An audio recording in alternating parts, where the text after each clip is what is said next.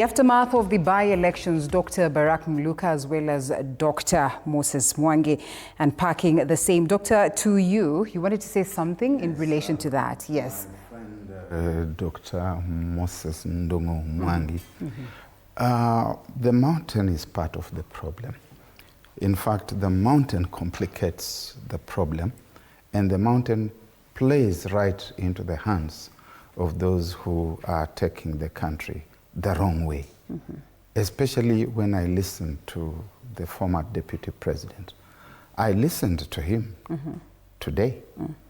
He was saying things like he has a pact with the former vice president, Kalonzo Musyoka, that they have agreed that between their two parties and their two communities, they are going to take the whole of Nairobi.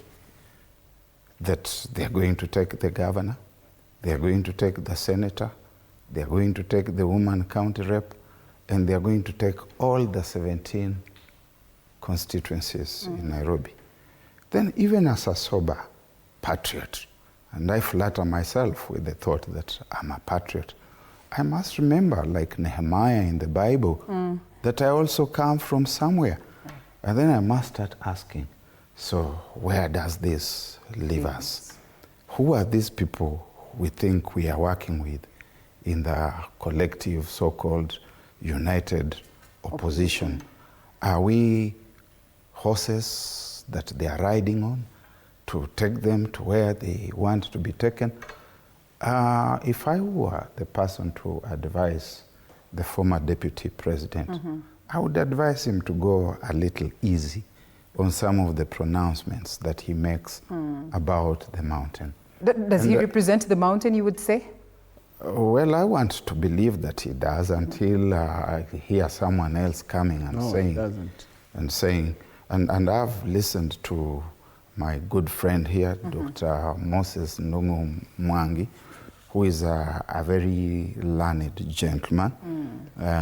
Dr. Ndungu Mwangi and I, without getting personal, have got certain common exclusive forums where we meet, where people who may not be privileged to be as schooled as we flatter ourselves with the thought that we are, may not access.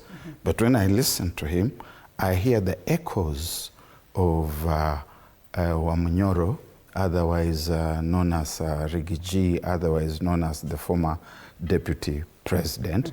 And those echoes, it doesn't matter whether Rigiji is acknowledged here as speaking for the mountain or not. He seems to say things that the mountain is happy to hear.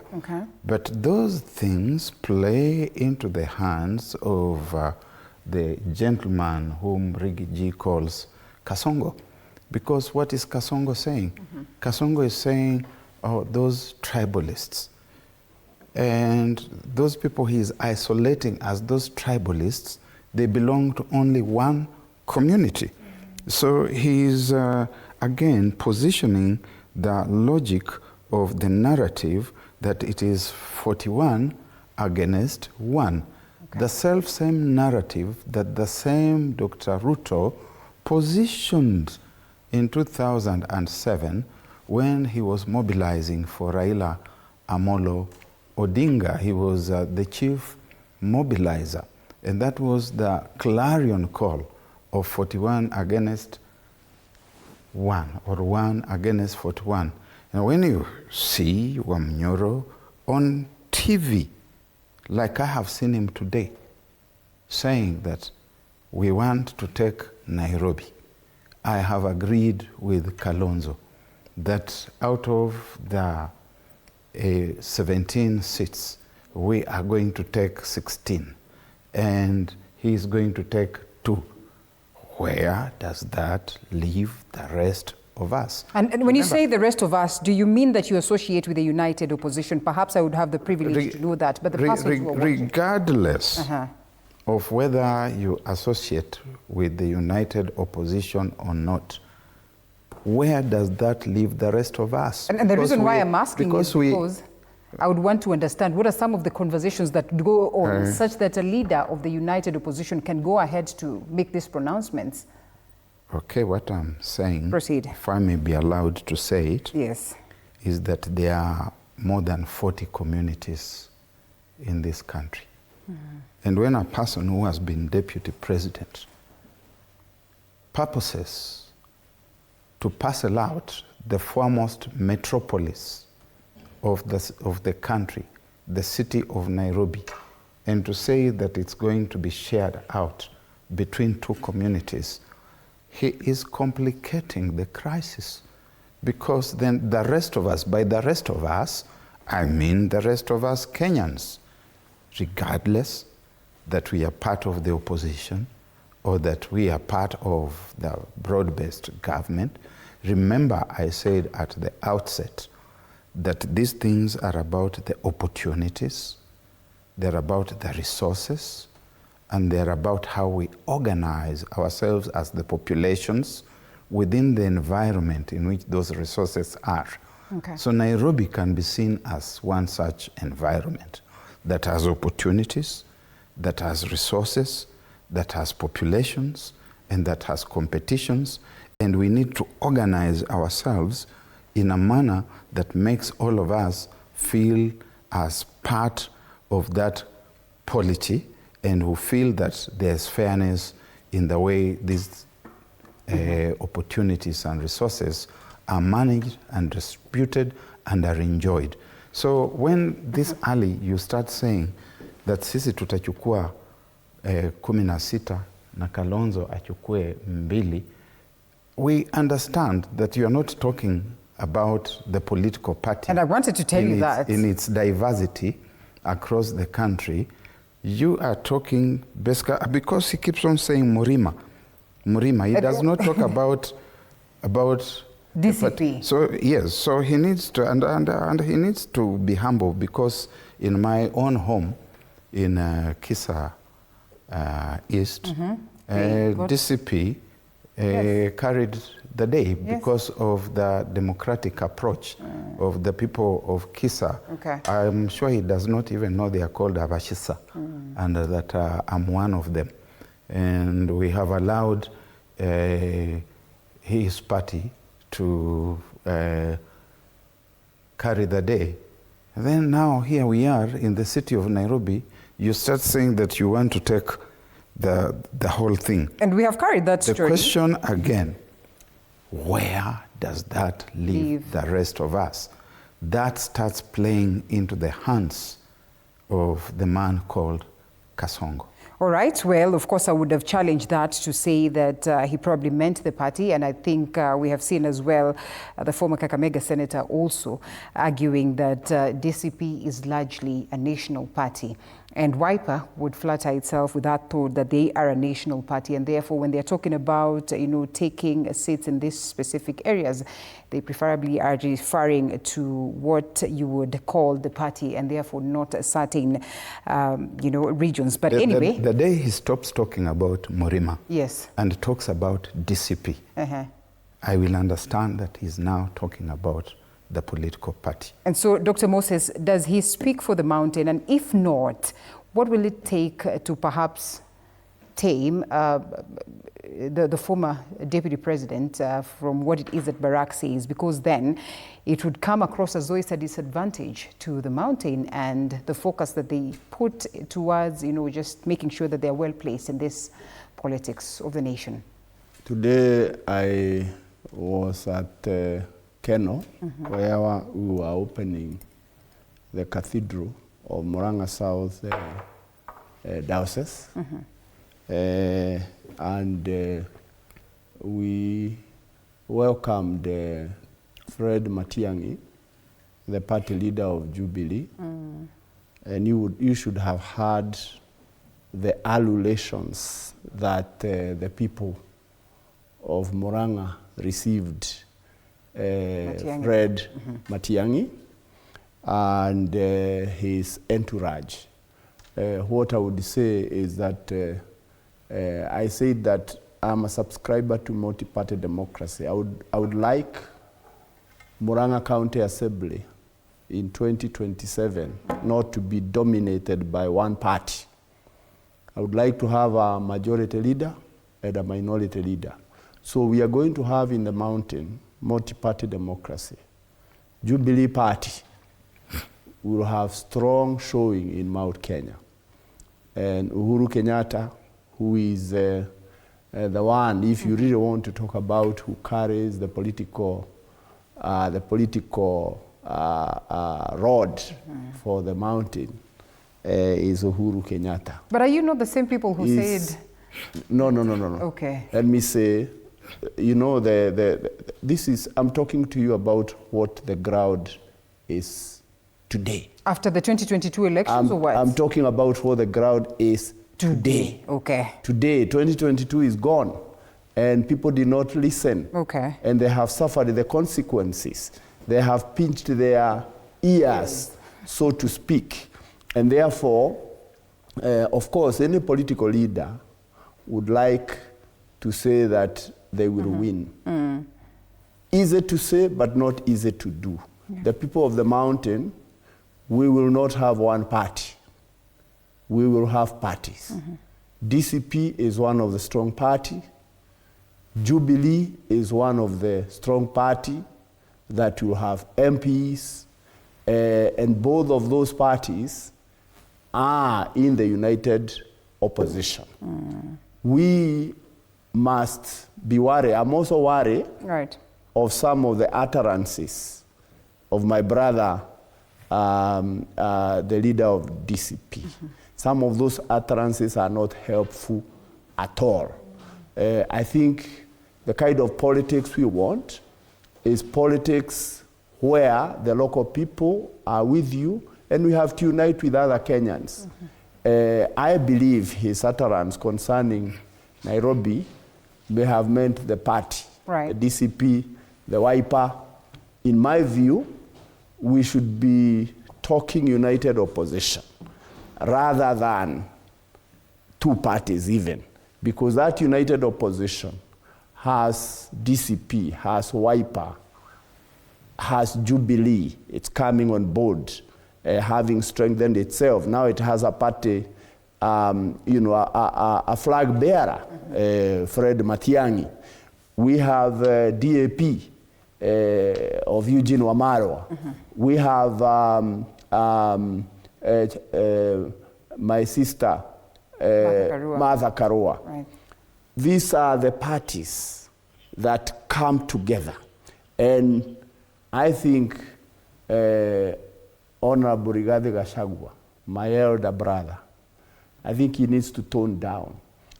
When he speaks the way he spoke today, he doesn't speak for the mountain people. There are many of us, majority of us, who are Kenyans, and none of us would like to go to that space of 207. And that space of 207, those drums which are being beaten by the very same people, the only way we will overcome them is if the united opposition come together. Yeah, but just how together and united again when Rigathi Gachagua distances himself from the loss in Bere North to say that, you know, it wasn't me, it wasn't DCP, it was Justin Muturi's candidate that we were trying to support out. I mean, and these are the very same people that are at the heart of this conversation. First of all, there was no loss. Okay. Oh, all right. From the earlier. No, there is a loss. First of all, if your property is stolen, yeah, okay, it is lost. it is lost. All right, right. Fair enough. Gentlemen, I know time is moving very fast. All right, Daktari, now that you speak of that, and you know, the broad-based government is excited, perhaps to see that the win, or what it is that they have witnessed in this time of the by-elections, is a show that indeed they are even stronger and should even be stronger, eyeing a proper coalition. And we think of the grand coalition government and how many said, well, after the 2008, at least we had the grand coalition that, you know, made a lot of changes, and positive for that matter, in the country. And they speak of a 10-point agenda where they highlight things to do with, balance, inclusivity, and a couple of things. Must we be under coalition to achieve some of these critical things that I suppose are well enshrined in the Constitution and should be a right to the people of Kenya? Well, the Constitution recognizes the place of coalitions. So there's nothing wrong, basically, with the coalitions, if and when there is need for us to constitute coalitions. But they must be coalitions.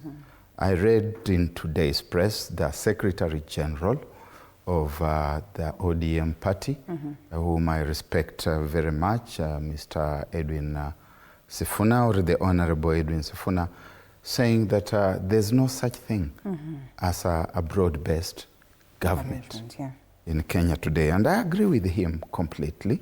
The Grand Coalition government that you speak about, Madam Hostess, was entrenched in the law. We made the law, the National Reconciliation Accord Act, that created the opportunity for the kind of Grand Coalition government that we then went on to put in place. The present arrangement is a factor of impunity. Impunity by two people. God rest Raila Odinga's soul in eternal peace, but we are going to continue talking about him for a long time to come. And if he has contributed to the miasma in which we find ourselves in, we will talk about him. It was impunity on the part of Raila Odinga and William Ruto, who went ahead to constitute what Ruto himself would call a mongrel, an amorphous entity that they call a broad-based government. It has been formed outside the coordinates of the Constitution.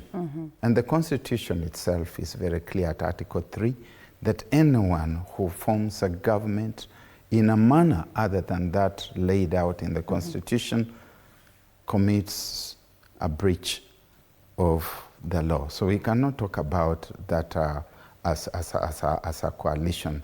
It is a mongrel that is a factor of impunity, and I'm happy that I'm borrowing the expression mongrel from Dr. William Ruto, who used that idiom to describe the arrangement that Raila Odinga and Uhuru Kenyatta got into in 2018. And yet what Odinga and Kenyatta got into in 2018 was not as blatant as what we are seeing today. So, in summary, therefore, we are saying that what they are celebrating, what Dr. Ruto is running around town with, is celebration of impunity. That although the Constitution says that cabinet secretaries will not take part in partisan political activities, we saw them out there. We saw Musalia Mudavadi receiving defectors. We saw him bowing at the political tourist in Malava. We saw him in environments in which monies were being distributed to voters. We saw other ministers in Mbeere North, Mr. Geoffrey Ruku. We saw him. We saw principal secretaries. And we must even wonder where these monies that they were distributing were coming from. Are they from the public coffers? Do they belong to these particular individuals? And even if they belong to them, does the law allow them to use the resources to bribe voters? So what Dr. Ruto is celebrating is impunity. And impunity invites impunity. What do I mean? When you go to a dog market where people are buying and selling dogs, you don't start asking for the price of a cow. You ask about the price of the dogs. Okay. And you ask this dog here, how much is it going to cost? So if Dr. William Ruto and his retinue would like to convert the Kenyan electoral system into a dog market, then the rest of the people are going to tell them, welcome. We are going to play according to the rules of the dog market and not the rules of the cow market. All right. And where does that leave the country? Where does that leave the country? All things constant. Is this a sure, a clear indication that 2027, this will be Ruto's to win? Yes. If the rules are played that way, then he will manipulate the whole process and he will celebrate and say he has won. The country will not allow him that. Now, if that is the process he will take us, or they will take us. Remember, the Gen Zs came out so strongly in 2024. They haven't gone anywhere. That broad-based government seems to have been played to calm the Gen Zs, but they haven't gone anywhere. They are still here. If anything, I would urge them to register as voters in large numbers. I think for them, the young people, just like the young people of old, whether it was during the Mau Mau or whether it was during the second liberation, the leaders of the movements that moved this country forward are the same age bracket as they are. So William Ruto and his ilk will try to push the same button because they have seen this has worked. But the terrorists now, if they will not allow. If they push that, that's what I'm saying. If they push that, the country will resist. And where does that lead us? It takes us back. So I hope, and I hope they can re-examine themselves and see whether this is the way they want to take our country. But I see an element, when there is what we call impunity, as Dr. Maruka has said here. Impunity is you get into a cycle. And you get to a point of believing that it worked yesterday, it will work today, it will work tomorrow. But there comes a time when the people cannot be pushed for far too long. This country has when you think about the situation of the people, the unemployment, the disillusionment that is there with our young people, no amount of bribery is going to make them play that ball. But Daktari, I'm glad that you bring that up, and we have to slowly grind to a halt. The young people and the people, so to speak, those ones that are eligible to vote, that we still witnessed a lot of voter apathy, or perhaps low turnout, if you want to call it. And even in this low turnout, there was minimal representation of the young, of the Gen Zs. What does it say? What do they need to be told as early as now, if at all there's need for change come 2027? They need to register. They need to register. I hope in the new year and going forward they register. But the fact that the movement in registration hasn't gone forward, right, it is also speaking to the confidence. They don't have confidence in the electoral process at all.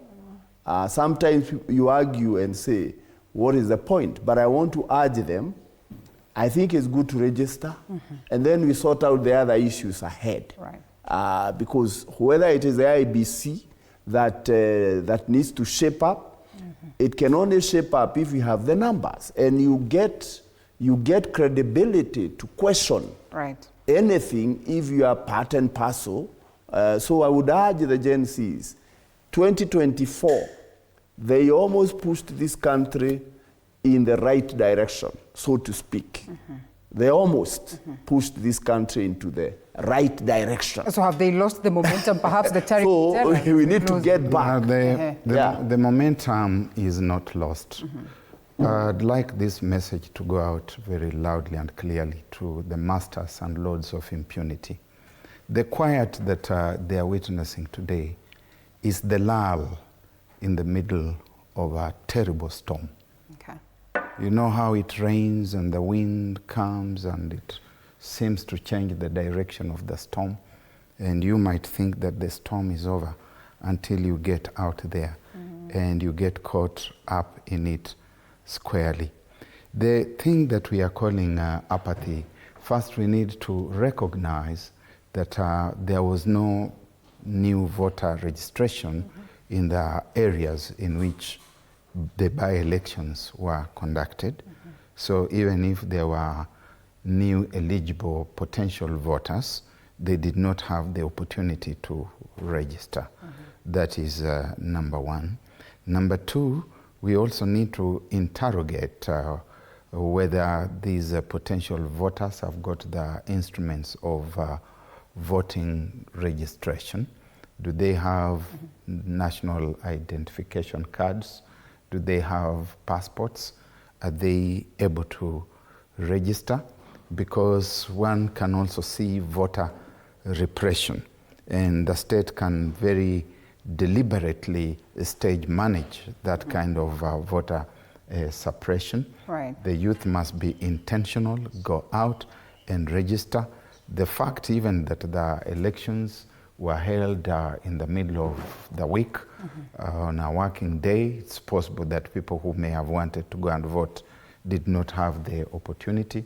The fact that in virtually all these places there was only one ballot box instead of the usual 6 that we would have during a general election. I think there's a matrix of contributory factors.